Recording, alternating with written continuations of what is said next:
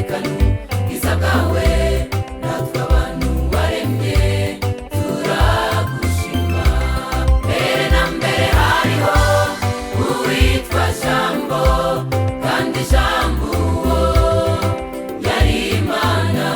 Mu byaremwe byose nta kitaremwe nawe.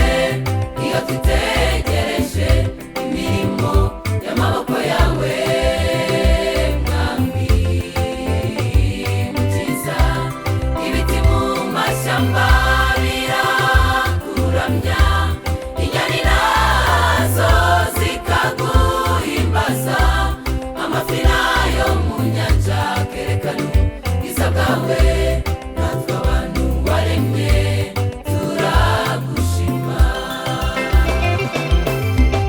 Ninde Mwami wakora nk'ibyo wakoze, ninde Mwami wabana nawe, ninde Mwami wakora nk'ibyo wakoze, ninde Mwami wabana nawe.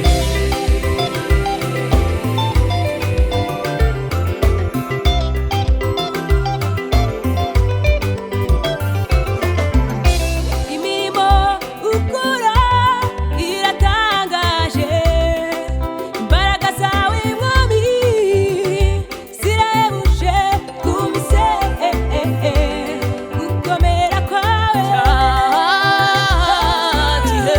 Cyagihe Abisirayeli bari mu butayu,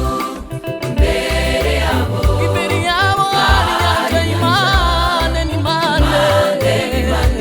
imisozi inyuma yawo ingabo za Farawo